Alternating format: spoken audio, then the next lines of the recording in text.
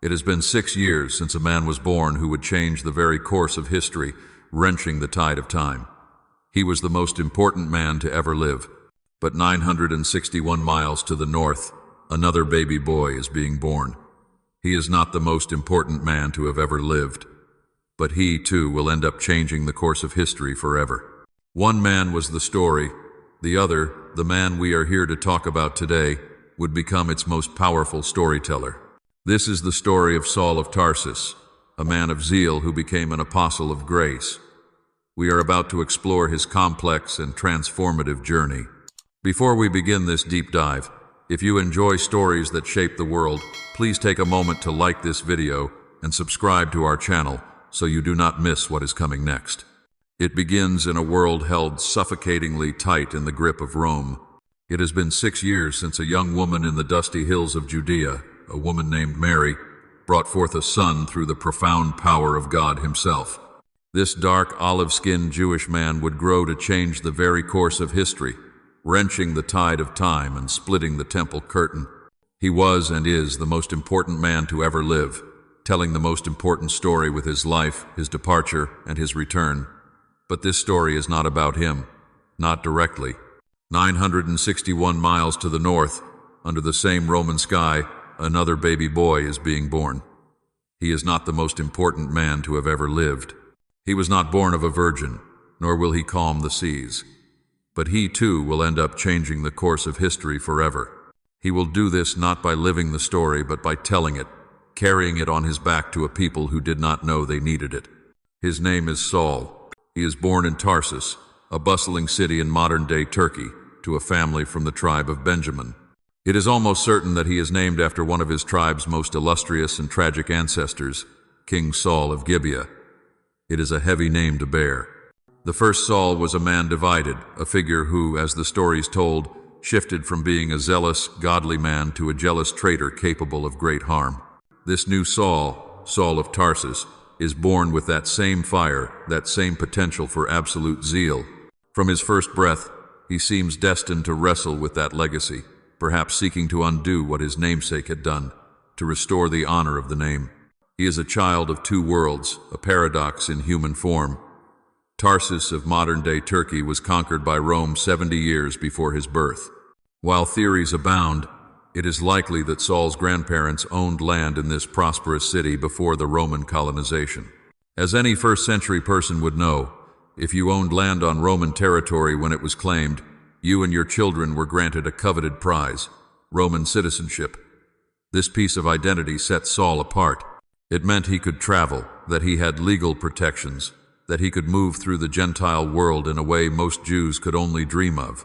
He could maintain his cultural ties without repercussion. But while his citizenship was Roman, his blood and his heart were through and through Jewish.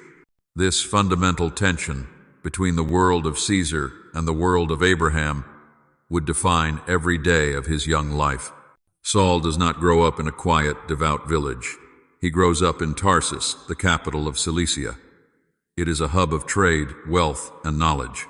His formative years are spent amidst the cacophony of a global crossroads. The air smells of goat hair, dyed fabrics, exotic spices from the east, and the salt of the nearby Mediterranean. He hears Latin spoken by soldiers, Greek spoken by philosophers, and the Aramaic and Hebrew of his own home. Tarsus boasted one of the greatest universities in the known world, a center of Stoic philosophy that rivaled only Athens. This is the world that shapes him.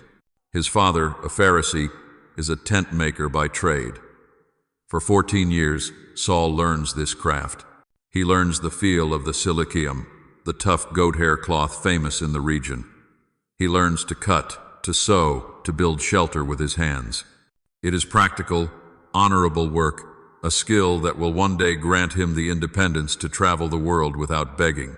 But his father is also a Pharisee, a man deeply committed to the sacred law, and he teaches his son the tips of this spiritual trade with even greater intensity. As a Roman citizen, Saul has access to much of what the bustling city has to offer. He is not isolated. He walks past the lecture halls. He hears the Stoic orators speak of logic and self-control. He listens to debates about the nature of the universe, discussions that have nothing to do with the God of his fathers. This exposure does not dilute his faith. It does the opposite. It galvanizes it. It forces him, even as a young man, to build intellectual walls, to sharpen his own arguments, to defend his ancestral truths against the tide of pagan philosophy. He does not just learn his faith, he learns to weaponize it with logic. He develops a mind that is precise, cutting, and utterly self-assured. By the time Saul turns 14, in about the year 20 of the Common Era, his father sees this bright, argumentative, and intensely zealous son, and knows Tarsus is no longer enough. The local synagogue cannot contain him. The boy's mind needs a true forge. His father, a wealthy man with connections, likely pushes him to study under an old family friend, the most respected teacher in all of Judea, Gamaliel. This is not a local religious school. Gamaliel was one of the top-ranking Pharisees of his day, a man of influence and liberal theology who taught how to apply the ancient law to the complex social issues facing Jerusalem. It was a theological path attractive to a wealthy, educated family from Tarsus.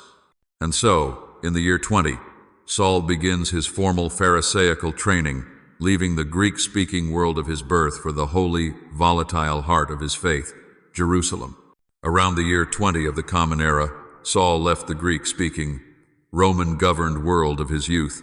He traveled to the one place on earth that mattered, the holy city of Jerusalem. The transition was stark. Tarsus was a city of commerce and philosophy, where Greek logic was taught in open forums. Jerusalem was a city of ancient stones and simmering zeal, a place built on covenant, law, and the absolute authority of God. For a young man like Saul, arriving here was not just a change of location. It was a homecoming. He came with a singular purpose, to study at the feet of Gamaliel. This was no small ambition. One did not simply enroll to study under Gamaliel. He was arguably the most respected Pharisee of his day, a man of profound influence. The Pharisees themselves were a middle-class sect, a movement that had risen in reaction against the elitism of the Sadducees and scribes. They sought to interpret the law not as a dead letter, but as a living guide for modern issues. Roughly 10 Pharisees were selected to sit on the most high council of Jerusalem, the Sanhedrin, which held the most judicial power in all of Judaism. And Gamaliel was their brightest star. Gamaliel taught a theology that was considered liberal for its time. He focused on how to apply the ancient law to the complex contemporary social issues facing the people of Jerusalem. He taught how the scriptures could be interpreted for everyday usage, guiding a person to be healthier, wiser, and more prosperous than their neighbors. His was a wisdom of balance, of careful consideration, and of deep humanity. He was the kind of teacher who asked questions, who valued nuance, and who understood that zeal without wisdom was a fire that consumed its owner. Saul became his student, and he was brilliant. He absorbed the law with a terrifying intensity. His mind, already sharpened on the whetstone of Greek logic in Tarsus, now memorized, dissected, and debated the nuances of the Torah. But where Gamaliel taught balance, Saul found only certainty. Where Gamaliel advised caution, Saul saw the need for decisive action. He excelled in the debates, not just to understand, but to win, to prove, and to purify. He saw compromise as a form of corruption. His passion was pure, but it was absolute and left no room for error, neither in himself nor in others. For 8 years, Saul studied under the great master. He steeped himself in the traditions, becoming a Pharisee of the Pharisees. He learned the arguments, the counter-arguments, and the deep, complex history of his people's relationship with their God. His zeal did not soften, it hardened. It was given a framework, a structure, and a powerful, logical voice. When his formal training was complete, he returned to his home city of Tarsus, not as the boy who had left, but as a master of the law, his heart burning with a righteous, unyielding fire, waiting for a purpose equal to his passion. Saul did not have to wait long. He was serving in the local synagogue in Tarsus, applying his knowledge and building his reputation, when the message of a lifetime arrived just a few years later. It was a message from his old mentor. He had been elected by Gamaliel himself to sit on the Sanhedrin council. It was the highest honor, a validation of his 8 years of study and his unwavering zeal. He was to have a voice, a vote, in the highest seat of Jewish law and culture. With an anxious mind and an excited heart, Saul packed his bags and made his way back from Tarsus to Jerusalem, ready to serve with the full force of his knowledge. But when he returned, he found the city of his study not as he had left it. The air was different, tense. The whispers in the alleys and the arguments in the courtyards were not about Roman taxes or the nuances of Sabbath law. He learned of a new sect, a movement that had arisen in the past several months and had taken the major city by storm. They were followers of a man from Nazareth, a carpenter who had claimed to be God himself, incarnate among men, the fulfillment of the very prophecies that Saul knew so well. A man who had been put to an end by the authorities, and yet his followers claimed he was alive. They called themselves the Way, as if the Sanhedrin, as if the law of Moses itself could not provide the light unto the world. Saul refused to use their name. He called them strictly by a name of embarrassment, a name meant to diminish them, the Nazarenes, a new sect of zealous blasphemers. To Saul, this was not a simple disagreement. It was not another interpretation of the law. It was a sickness, a plague of blasphemy that struck at the very heart of his faith. The idea that God, the creator of all, would lower himself to become a man and then suffer a humiliating end was an offense to his reason and his reverence. His confusion quickly turned to a cold, righteous anger. He looked at his peers on the Sanhedrin and could not understand their hesitation. This was a fire that needed to be extinguished. Immediately, Saul began a vicious movement within the council. He used his sharp mind, his powerful logic, and his burning passion to push back on this new thought. He demanded action. He declared this new teaching a threat to the temple and to their entire way of life. His first act as a member of the Sanhedrin was not one of governance, but one of persecution. He began to seek out these followers, to question them, to challenge this authority they claimed. He was the champion of purity, and he had just found his battle. Saul's indignation was absolute. This was not a sickness he could ignore. It was a fire that needed to be extinguished. He saw himself as the sword of the Sanhedrin, the sharp edge of the law, and he appointed himself the task of purging this new sect. He began to seek out the followers of the Way, confronting them in their meeting places, dragging them out for questioning. He used his brilliant mind, trained by Gamaliel, to dismantle their arguments. He challenged their leaders, common fishermen and laborers with no formal education, questioning their authority to reinterpret the prophecies he knew so well. He charged them strictly, in the name of the council, not to proclaim to Jerusalem that Jesus was the Jewish Messiah. But they did not listen. Their conviction was a mystery to him, a stubbornness that inflamed his own zeal. This led to a public and unavoidable confrontation with a man named Stephen. Stephen was not one of the original 12, but he spoke with a clarity and a power that made him dangerous. He was brought before the council for an emergency meeting, a meeting Saul had championed. But what came from Stephen's mouth was not a defense. It was a clear and powerful accusation, a history of their people's own stubbornness, culminating in a direct challenge to the very men sitting in judgment. Saul listened, and his righteous anger boiled over. He could not control himself. This was open blasphemy, spoken in the holiest council. In a moment that would define his life, he cast aside his cloak, a signal that judicial order was over and a more primal judgment was about to begin. He was the first to signal his agreement with the judgment. He watched with grim, righteous approval as the rest of the council followed his lead, laying their cloaks at his feet as a sign of respect and agreement. In his mind, this was not a crime. It was not a chaotic act. It was a righteous cleansing, a necessary surgical removal of a cancer from the body of his faith. When the terrible act was finished, and Stephen was gone, a new fear gripped the city. The members of the church in Jerusalem, fearing for their lives, fled. They scattered back to their homes in Asia Minor and beyond. Saul had won the battle, but he had just started the war. The scattering of the believers did not extinguish the message. It spread the message, like sparks from a fire, into new territories. Saul's work was far from over. The fate of Stephen was a brutal necessity in the mind of Saul. He saw it as a moment of painful but required surgery for the health of Judaism, yet the problem only grew. The followers who had fled Jerusalem carried their stories with them, and reports began to filter back to the Sanhedrin. The sect was not only surviving, it was thriving, especially to the north. Word arrived that the way had taken firm root in the great city of Damascus. For Saul, this was unacceptable. Damascus was a major center of Jewish life, and if this blasphemy could flourish there, it could threaten the faith everywhere. He went before the high priest, his heart burning with the same zeal that had moved him against Stephen.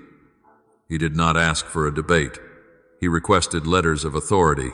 He asked for the power of the Sanhedrin to be extended beyond the borders of Judea, to give him the legal right to enter the synagogues of Damascus, find those who belonged to the way, and bring them back to Jerusalem, bound for judgment. The council agreed. They saw in Saul the passion and the certainty that they themselves lacked. He was their instrument, their champion. Saul gathered a small council of servants and peers, men who shared his conviction. He packed his bags for the treacherous multi-day walk. It was a journey of more than 130 miles, on roads that were dusty, dangerous, and unforgiving. He began the walk on the road from Jerusalem to Damascus, a journey that would change the course of his life and the course of human history forever. With every step, his resolve hardened. He likely discussed the manners of the Torah with his companions, debating the finer points of the law, reinforcing the righteousness of their cause. He was not a rogue agent. He was a magistrate of the highest court, carrying official papers, on a mission to protect the ancient faith. He was Saul of Tarsus, a Pharisee, a Roman citizen, and the chosen protector of the covenant. He was marching to save the soul of his people from a dangerous lie, and he was absolutely, perfectly, and confidently wrong. He was close to the city, perhaps only a few hours away. The sun of Damascus was high in the sky, a merciless white eye beating down on the dusty road. Saul and his companions were likely walking with a grim sense of purpose, their minds already in the synagogues, planning their entrance. Saul, in particular, must have felt a surge of righteous energy. He was the champion of the law, the sword of the Sanhedrin, arriving to cleanse the holy community of a dangerous infection. He was the hero of his own story, a man of absolute certainty, about to do the necessary work of God. His companions would have felt his confidence, a powerful aura of conviction that left no room for doubt. They were not just travelers. They were agents of the highest authority, and their leader was Saul of Tarsus, a Pharisee of Pharisees. And then, in a single, shattering instant, the world ended. It was not a sound, at first. It was a light. It was not the light of the sun, which it instantly overpowered, but an invasive, all-consuming brilliance. It was a light brighter than the noon sun, a sudden, blinding, terrifying flood that enveloped him and his entire party. This was not a light he could look at. It was a light that consumed everything, erasing the road, the sky, his companions, and himself. It was a physical pressure, a silent explosion that threw him from his feet and pressed him down to the hard-packed earth. He was no longer a man, he was just a target, pinned against the ground by an infinite weight. His companions stood speechless, frozen in confusion. The sound they heard was indistinct, a vibration in the air, but they saw no one, but Saul saw, and he heard. In the midst of that burning, inescapable light, he was terrifyingly alone, isolated in a way he had never known. A voice cut through the silence, a sound that seemed to come from inside his own mind and from the heavens at the same time. It was a voice of profound power, but more terrifying than the power was its profound and heartbreaking sorrow. "Saul, Saul, why are you persecuting me?" The sound vibrated through his entire being. The repetition of his name, spoken with such intimacy, was a judgment in itself. It was a question that shattered his reality. Persecuting? He was defending. He was protecting. He was serving. How could his righteousness be called persecution? Trembling in the dust, his eyes seared blind by the light, Saul asked the only question his terrified mind could form, his last gasp of his old identity. "Who are you, Lord?" The answer was the end of his world and the beginning of a new one. "I am Jesus, who you are persecuting." It was the name he had tried to extinguish. It was the man whose followers he was hunting. It was the name of the carpenter from Nazareth. In that moment, Saul's entire life, his study under Gamaliel, his zeal, his place on the council, his mission, all of it was revealed as a monstrous mistake. He had not been fighting for God. He had been fighting against him. "But rise," the voice continued. the command cutting through his paralysis, and enter the city, and you will be told what to do. Slowly the light faded, the voice was gone, the immense pressure lifted. Saul rose from the ground, his hands outstretched. He could feel the grit on his palms, he could feel the sun on his face, but although his eyes were wide open, he saw nothing. The world was gone. He was completely blind. The great Pharisee, the hunter, the man of absolute certainty, was now helpless. His companions, terrified and awed, had to lead him by the hand. The man who had come to lead a purge was now led, sightless, broken, and unmade, into the very city he had sworn to cleanse. His companions, their minds still reeling from the sound they had heard but the form they could not see, led Saul by the hand. The hunter, the man who had stalked the righteous, was now as helpless as a child. They guided him through the gates of Damascus, the very city he had come to conquer with his authority. Every step was a humiliation, a living parade of his utter defeat. He was brought to a house on a street called Straight, a detail he would never forget, and there, in a quiet room, he was left alone. He was in the heart of the territory he had marked for his purge, but he was no longer a threat. He was a broken man in a dark room. For 3 days, he was without sight. This was not a peaceful darkness, a simple absence of light. It was a suffocating void, an active, heavy blackness. It was a prison made of his own failure. And in that prison there was only the echo. The question replayed in his mind, over and over, "Saul, Saul, why are you persecuting me?" And the answer that had unmade him, "I am Jesus." Every certainty he had ever held, every scriptural argument he had memorized at the feet of Gamaliel, every act of zeal he had performed in the name of purity, was now revealed as ash. He had been so sure. He had been the champion of God, the defender of the law. He saw now, in the horrifying clarity of his new blindness, that he had been fighting the very God he professed to serve. He neither ate nor drank for those 3 days. It was not a fast of piety, not an act of religious discipline. It was the physical response to a complete spiritual collapse. His body had no need for sustenance, for his very soul was being unmade. His pride, his intellect, his reputation, his mission, all of it was gone. He was nothing. He was worse than nothing. He was the declared enemy of the one he now knew, with terrifying certainty, was the Messiah. His eyes, though physically open, felt heavy, as if caked with dry clay, a physical prison that perfectly mirrored the spiritual blindness he had lived in for his entire life. He must have relived the fate of Stephen 1,000 times, seeing not the blasphemer he had condemned, but a man whose face shone with truth. He had held the cloaks. He had given his approval. The weight of that act, and countless others, pressed down on him in the darkness. He did not know if this was a punishment, a preparation, or a final end. Was this his grave? Was he to be left in this dark room until his body wasted away? He did not pray for help. He did not pray for forgiveness. He did not pray for sight. He was a man who had been utterly and completely wrong. He was a man who had seen too much, and now saw nothing at all. He simply waited in the suffocating silence, a hollowed-out vessel, waiting for the judgment he knew he deserved. While Saul sat in his dark, silent prison, a man named Ananias, a faithful follower of the way in Damascus, was experiencing his own profound test of faith. Ananias was a devout man, respected within the small, frightened community of believers. They lived in fear, knowing that the inquisitor from Jerusalem was on his way. They had been praying for deliverance, for protection, for their enemy to be stopped. Then Ananias received a vision, a clear instruction from the Lord. He was told to find the house on the street called Straight, and to ask for a man from Tarsus named Saul. He was told that this man was praying. Ananias was terrified. He knew this name. Every believer in the city knew this name. This was not an instruction, it was a sentence. "Lord," he argued, his voice trembling with a logical, justifiable fear, "I have heard many reports about this man, and all the harm he has done to your people in Jerusalem. And he has come here with authority from the chief priests to bind all who call on your name." Ananias was being asked to walk into the lion's den, to present himself to the very man who had come to arrest him and drag him back for judgment. But the voice insisted, cutting through his fear with a statement that made no earthly sense, "Go. This man is my chosen instrument to proclaim my name to the Gentiles, and to their kings, and to the people of Israel.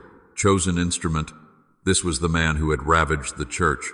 Reluctantly, his faith overriding his profound fear and his own logic, Ananias obeyed. He left his home, his heart pounding. Every step he took on the streets of Damascus was an act of courage. He was walking toward the wolf, armed only with a promise. He found the house.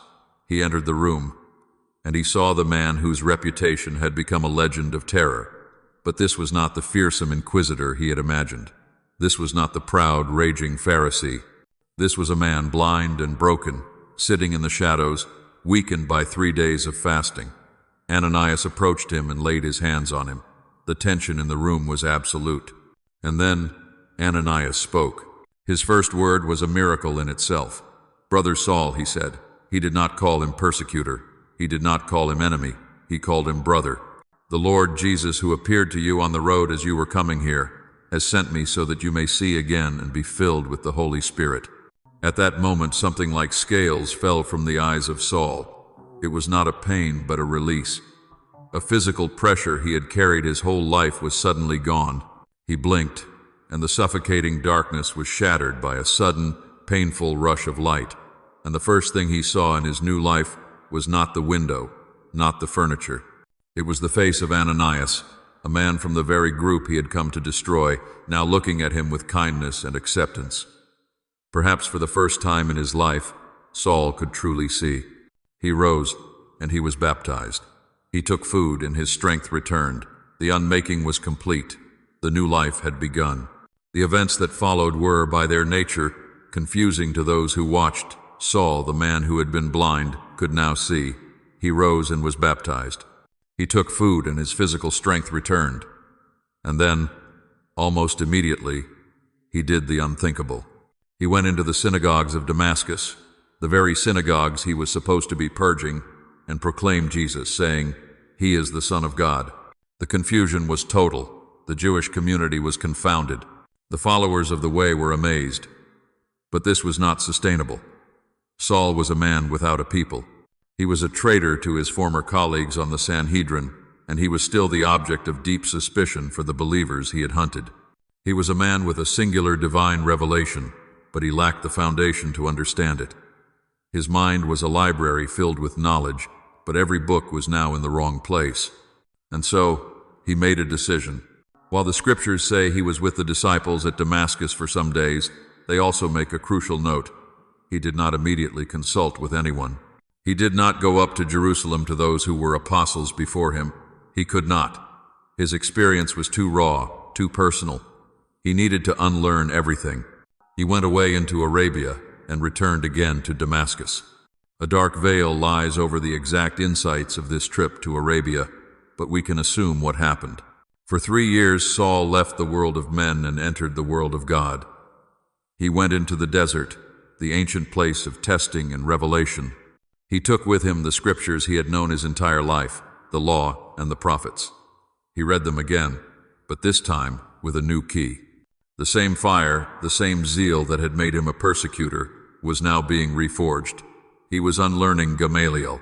He was unlearning his pride. He was searching for the man he had met on the road, finding him in the ancient words he had previously misunderstood. It was a 3-year crucible, a period of profound re-education. When he emerged from that desert, he was no longer just Saul, the converted Pharisee. He was becoming Paul, the apostle. When Saul emerged from the deserts of Arabia, he was a man transformed, but not quieted. The same fire that had driven him to protect the law now drove him to proclaim the one who had fulfilled it. He returned to Damascus, the very city he had entered as a blind and broken man. He did not seek out a quiet life. He immediately went into the synagogues, the places where he had once intended to arrest the believers. His message was direct, powerful, and deeply confounding to those who heard it. He proclaimed Jesus, stating that he is the Son of God. All who heard him were amazed. They whispered to one another, "Is not this the man who made havoc in Jerusalem of those who called upon this very name? And has he not come here for this purpose, to bring them bound before the chief priests?" His past was his greatest obstacle. To the followers of the way, he was a frightening figure. To the Jewish leaders, He was now the ultimate traitor, a scholar who had defected to the enemy. But Saul increased all the more in strength. His arguments, forged in the solitude of Arabia and built upon his deep knowledge of the Scriptures, confounded the Jews who lived in Damascus. He was proving, with a logic they could not answer, that this Jesus was the Christ. The confusion of the leaders soon turned to a cold and calculated rage. This man could not be allowed to continue. He was too effective, too dangerous. They intended to stop him permanently. The followers of the way were amazed. But this was not sustainable. Saul was a man without a people. He was a traitor to his former colleagues on the Sanhedrin, and he was still the object of deep suspicion for the believers he had hunted. He was a man with a singular divine revelation, but he lacked the foundation to understand it. His mind was a library filled with knowledge, but every book was now in the wrong place. And so, he made a decision. It was a profound humiliation. The great hunter was now a fugitive, escaping like hidden cargo, his new life beginning with an act of complete dependence on those he once despised. After his escape from Damascus, and after 3 long years had passed since his vision on the road, Saul knew his next journey was unavoidable. He had to go to Jerusalem. He had to see the apostles, the men who had walked with Jesus. He traveled south, his mind filled with a mixture of anticipation and apprehension. He was no longer the official inquisitor of the Sanhedrin, but he was also not a recognized member of the way. He was an outsider to everyone. When he arrived in the holy city, his worst fears were realized. He began to consult with Peter and James, the brother of the Lord. But this was not a warm welcome home. The Sanhedrin, his former colleagues, had heard of his preaching in Damascus. They were infuriated by his betrayal. And the Jewish men and women who had joined the new sect, they had heard of all who Saul had been persecuting. They saw the man who had held the cloaks for those who acted against Stephen. They were terrified. They believed his conversion was a lie, a complex and dangerous trick to infiltrate their leadership and destroy them from within. He was a man with a reputation for zeal, and they could not believe it had simply been reversed. Saul was utterly alone, rejected by his past and mistrusted by his future. It was in this moment of isolation that one man stepped forward. Barnabas, a man known for his generous and encouraging spirit, saw something in Saul that the others could not. He took a great risk. He sought Saul out, listened to his story, and believed him. He then acted as a bridge, vouching for Saul and bringing him before Peter and James. For 15 days, Saul stayed with them, consulting, sharing his story, and learning from them about the life and person of Jesus the Christ. A fragile, uneasy truce was formed. But this new peace could not last. The same Hellenist Jews that Saul had once belonged to, his former friends and colleagues, were now actively seeking a way to silence him. The danger was too great. The apostles, fearing for the people and for Saul's own safety, decided it was best to send him away. The apostles, seeing the intense danger that followed Saul, made a difficult but necessary decision. They thought it best to send him back to his hometown of Tarsus. It was, in effect, a kindly exile. Saul, the man who had been at the very center of the conflict, the focal point of all the rage and controversy, was now sent to the periphery. He left Jerusalem, the heart of his faith and his fight, and was gone for many years. These became the quiet years, a long period of apparent, deafening silence. The chosen instrument, the man who had been given a direct, blinding mission on the road to Damascus, was now back in his old life, in his father's city. He was a man who had seen an unseeable light, and now he was returned to the familiar smell of goat haircloth and dyed leather. He was likely making tents, using the practical trade he had learned as a boy. His hands were busy, but his mind was a whirlwind. He was waiting. It must have been the most profound test of his new faith, to be called so dramatically, so violently, and then to be placed on a shelf, seemingly forgotten by the movement. What did he do in those long years? He must have wrestled with his own past, the memory of Stephen, the faces of those he had imprisoned. He must have taken the scriptures, the law he thought he knew so well, and read them again with his new unblinded eyes.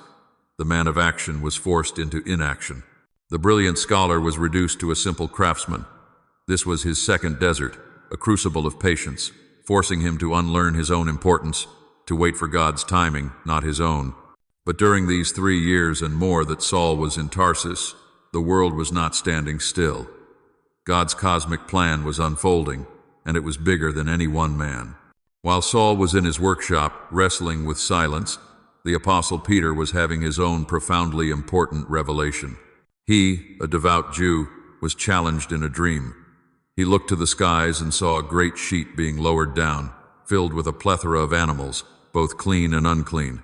A voice commanded him to interact with them, an act that was repulsive to his entire upbringing. And God told Peter the interpretation of this dream. The Gentiles, those outside the covenant, could now be entered into the salvation of Jesus Christ. This was a revolutionary, world-changing idea, one that would shake the foundations of their faith. At the exact same time, this new understanding was already taking root, not as a theory, but as a reality. Believers who had fled Jerusalem after the persecution of Stephen, an event Saul himself had started, had traveled north. They did not just hide, they traveled to the great pagan city of Antioch, and there they had done the unthinkable. They had begun to teach not only the Jews in the synagogues, but also the Gentiles. A new church was established, one that was not defined by Jewish culture or customs. It was a beautiful, chaotic, mixed community. This new movement was so different, it even had a new name for its followers, Christians. Armed with his new revelation, Peter and the apostles sent Barnabas, the faithful and righteous man, up to Antioch to teach and guide this new mixed community. It was a decision that would soon and unexpectedly pull Saul of Tarsus from his silent years and place him at the very center of history. The church in Antioch was a miracle. It was the first place where the dividing wall between Jew and Gentile, a wall that had stood for thousands of years, had truly begun to crumble. Here, in this bustling, diverse, and worldly city, followers of the Way were not just a sect of Judaism, they were something new, something vibrant and unpredictable. Barnabas, the man whose very name meant son of encouragement, had been sent from Jerusalem to oversee this thriving, chaotic experiment. He arrived and saw the grace of God at work, but he also realized with a sinking feeling that he was out of his element in this new space. This was not the familiar world of Jerusalem. This was a church of Greeks and Romans, of former pagans and lifelong Jews, all trying to exist in one body. This church needed a leader who understood both worlds. He needed someone who was a Jew by blood but a Roman by citizenship, someone who had studied at the feet of Gamaliel but also understood the philosophy of the Greeks, someone who was not afraid of controversy. He remembered the man he had vouched for, the one man everyone else was afraid of. He remembered the fierce, brilliant, and utterly transformed man from Tarsus. Barnabas made a journey. He found Saul in his workshop, his hands stained with the dye of his trade, a man brimming with a purpose that had been simmering for years. He recruited him. This must have been the moment Saul had been waiting for, the end of the silence, the confirmation that he had not been forgotten. For one full productive year they taught together in Antioch. Their two styles were a perfect fusion. Barnabas, the heart, brought the warmth, the encouragement, the community building. Saul, the mind, brought the sharp, logical, theological framework, answering the hard questions and building a foundation of truth. The church thrived under their balanced leadership, but their work was not destined to remain in Antioch. As the church prayed and worshiped, a divine call was heard. The Holy Spirit set Saul and Barnabas apart for a new, unheard-of task. They were to go and preach this good news not just to travelers who came to them, but to go out to the Gentile cities, all around the known world.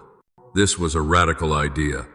Up until now, the news of Jesus had spread organically, almost accidentally, by way of travelers and refugees.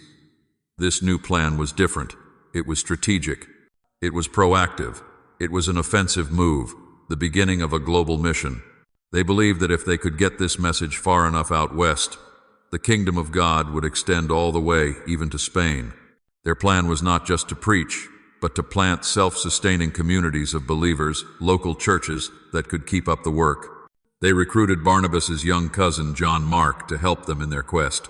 With the blessing of the Antioch church, the new home base of this Gentile mission, the three of them set off on what would become the first missionary journey. It was a journey that would test their faith, their friendship, and their very lives. Comparatively, The first missionary journey was a simple, small circle that went from Antioch into Asia Minor by water. But the impact that this first journey would have on the identity formation of Saul and the Christian church as a whole cannot be understated. The company set sail from Seleucia, a port city in Antioch, and sailed to Cyprus, Barnabas's home territory. Here they immediately faced opposition, but they also found success.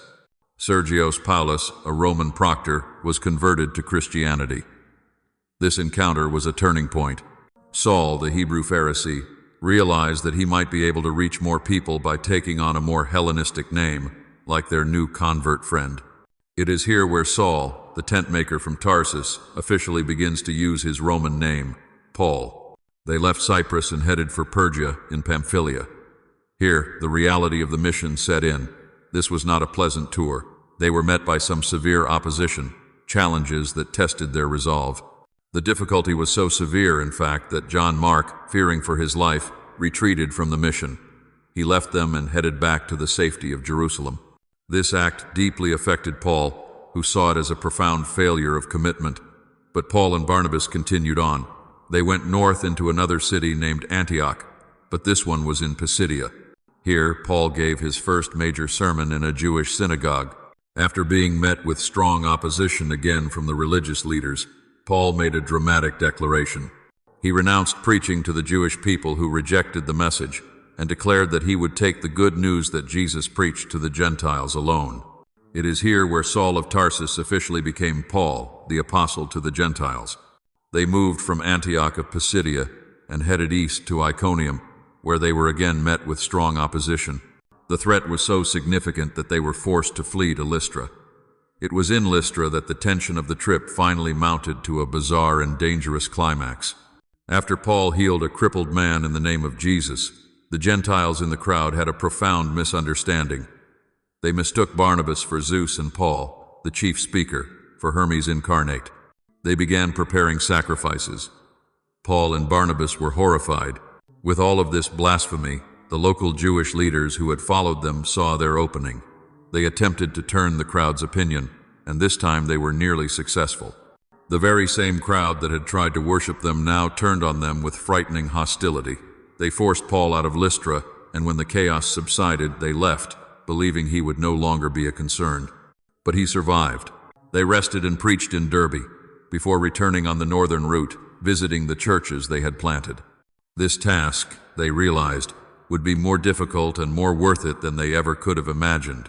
When Paul and Barnabas arrived back in Antioch, they returned as leaders who had faced the unknown and returned with stories of success. They gathered the church and shared all that had been accomplished, but they found that a new internal conflict had arrived in their absence. Men had come down from Judea, from the very heart of the faith, and had been preaching to the Gentile believers. Their message was simple and devastating, that the Gentiles must be circumcised according to the law of Moses to become Christians. After all they had endured, this was the one challenge Paul could not abide. This was not a minor disagreement. It was a works righteousness theology, a teaching that suggested the cross of Jesus Christ was not enough. It implied that salvation was not a free gift of grace, but something that had to be earned by following the ancient Jewish customs. This new teaching would have invalidated their entire journey. After a sharp debate over this theology, Paul and Barnabas knew this could not be settled in Antioch. They had to take their issue to the apostles in Jerusalem. Sometime between the years 48 and 50 of the Common Era, the council convened. The apostle James, the brother of Jesus, presided over the Jerusalem council with Peter and John and any other apostles who had decided to stay. A fierce discussion ensued over the importance of the law of Moses for Gentiles. This would be the discussion that would ring throughout the rest of the New Testament.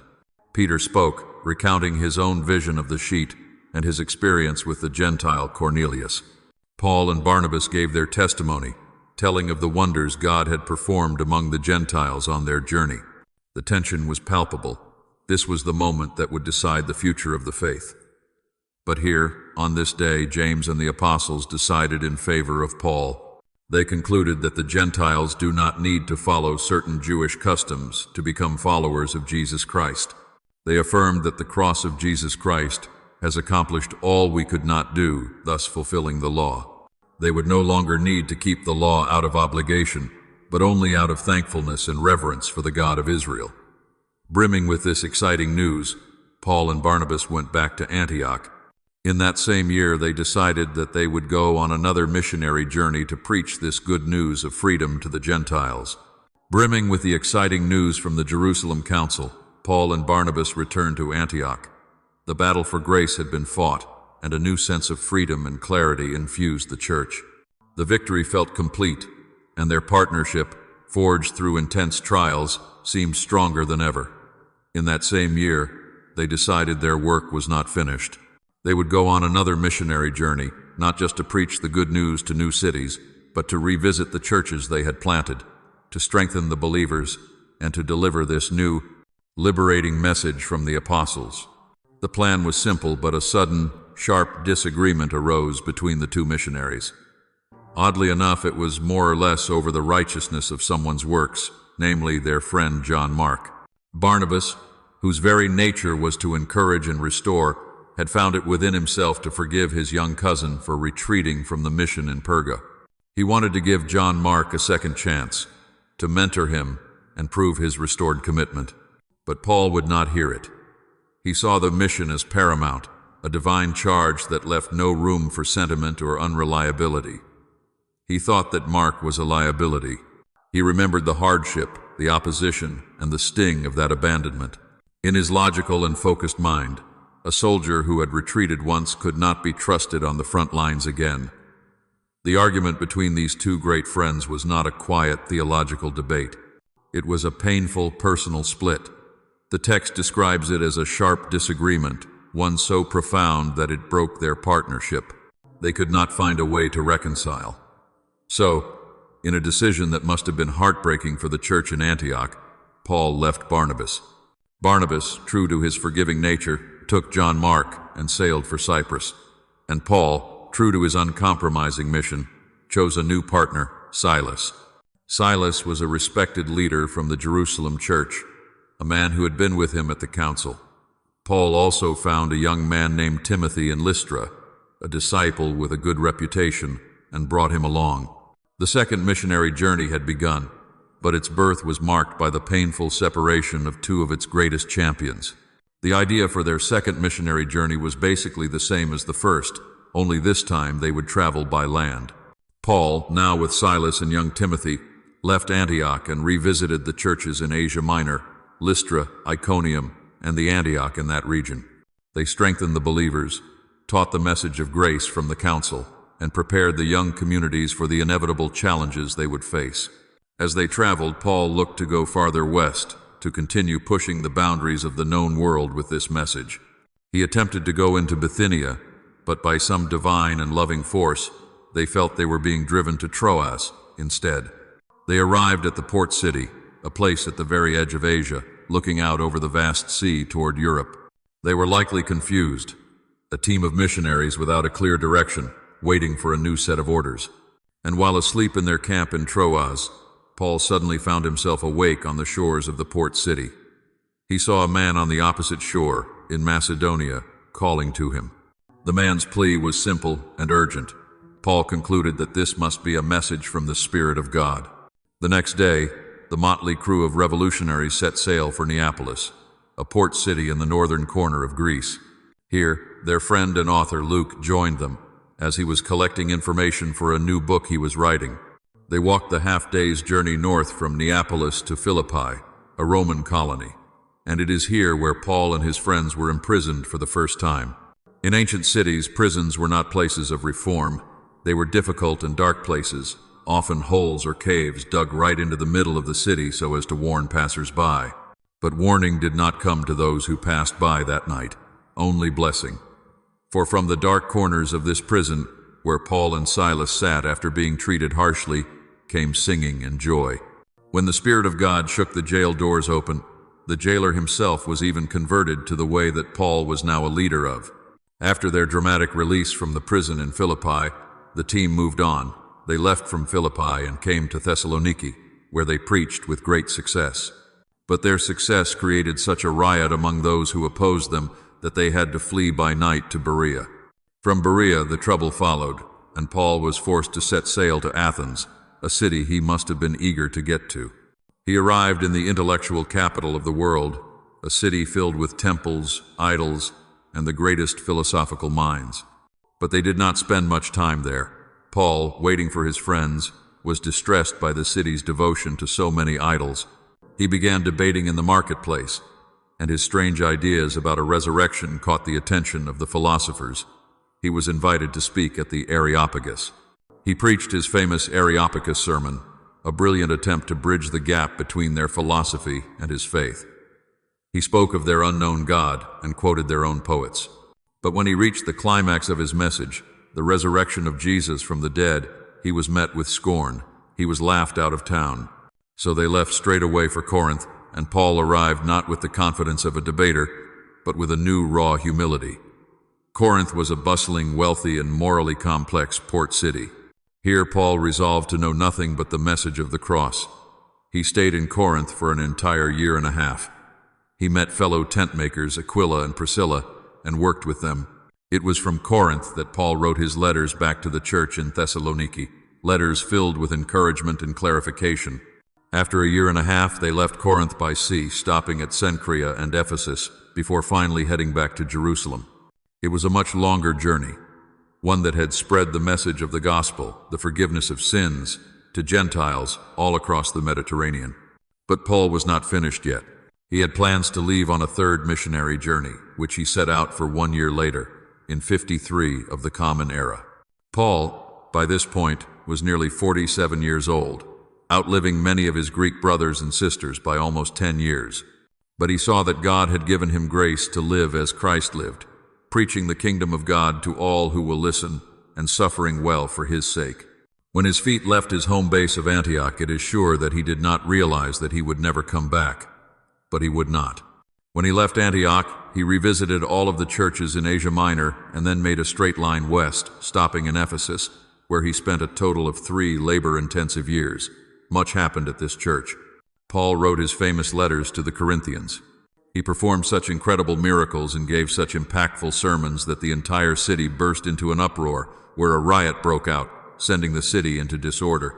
From there, he headed on to Troas, where his late-night sermon caused a young boy to fall out of a window. But as beautifully as the message he was preaching, Paul brought the boy back to life. His long 4-year journey was coming to a close. Paul made one last stop in a small port city called Miletus. He called the leaders of the Ephesian church to him and disclosed a plan. He had resolved that it was the Lord's plan that he should go to Jerusalem. The council advised against it, but after many tears they let Paul go. When Paul arrived in Jerusalem, the air was as tense as he predicted. The people formed a riot and arrested Paul in the temple. He was taken to Caesarea, where he was on arrest for 2 whole years. After this much-needed break, he appealed to go to Rome. His journey to Rome involved perils at sea and storms, but by the year 61, Paul landed in Rome. He was under house arrest for 1 more year. Here he got to work, writing some of the most famous and impactful doctrines that Christians the world over still study. Letters like Colossians, Ephesians, Philippians, and Philemon. He was released by Caesar and sent back to Macedonia, where he wrote his first letter to Timothy and his letter to Titus. But in the year 62, Nero took over as emperor of Rome. When Rome burned, Nero blamed the Nazarenes. He requested that Paul, the foremost leader of the Gentiles, be arrested for this atrocity. So Paul was arrested for his second and final time. Here he penned 2 Timothy, his last letter. He was then brought before Nero, and his journey concluded sometime between 64 and 68 of the Common Era. The Christian Dictionary says this on the end of Paul's life: "On the judgment seat stood the best man the world possessed." And at that, Paul's journey was finished. But his legacy, power, and message resound throughout the halls of Christianity today. His was the message that the righteousness of God is available through faith in Jesus Christ, that there is therefore now no condemnation for those who are in Christ Jesus. This mystery, which had been hidden for ages, was now manifested, that the Gentiles are fellow heirs with the Jews. For this was the plan for the fullness of time, to unite all things in him, things in heaven and things on earth. When we look back at the story of Paul, it is truly one of the most remarkable journeys ever recorded. It is more than just a history. It is a profound look at the nature of change, purpose, and the human spirit. For me, the most powerful part of this entire story is the transformation itself. If we were to ask the early believers in Jerusalem to name their greatest enemy, the one person they feared the most, they would have said Saul of Tarsus. He was the man who, in his own words, made havoc of the church. He was driven by a zeal that led him to approve of great harm. Yet this same man became the individual who would build that same church across the entire world. It teaches me that no one is beyond the reach of change. It is a powerful reminder that our past actions, even our worst ones, do not have to define our future. Paul's life is a testament to the idea that a person's greatest mistake is not the end of their story. But his story is also a deep caution about the danger of zeal without understanding. Saul, as a Pharisee, was not lazy or unsure. He was 100% certain that he was right. He had the scriptures, the training from Gamaliel, and the approval of the high council. His certainty was the very thing that blinded him. The light on the road to Damascus was not just a new idea, it was the shattering of his pride. It suggests that we should always examine our own certainty. We must ask if our passion is truly built on truth, or if it is built on our own pride and tradition. I also find great meaning in what we might call the silent years in Tarsus. Imagine being given this incredible divine calling on the road, and then being sent home to make tents for almost a decade. That period of waiting, that quiet, unseen preparation, must have been an incredible test of his new faith. It is a lesson for anyone who feels stuck or forgotten, or that their purpose has not yet begun. Those times of waiting are not wasted. They are often the very moments where our character is being forged for the work that is to come. Ultimately, Paul's story is not about a perfect man. He was still flawed. He was still stubborn, as we saw in his sharp disagreement with Barnabas over John Mark. His story is about a changed man. It shows us that our greatest failures can become the foundation for our greatest purpose. The lesson for us, perhaps, is one of hope. It is a message that we are not defined by our past, but by the direction we choose to walk in, one step at a time, after we have seen the light. If this story touched your heart, please give this video a like, as it helps the light reach others who may need it. Share your thoughts and reflections in the comments below. I would love to hear what part spoke to you most. And if you wish to continue this journey of quiet stories, faith, and healing, subscribe to the channel so you never miss the next chapter. May the light stay with you, always.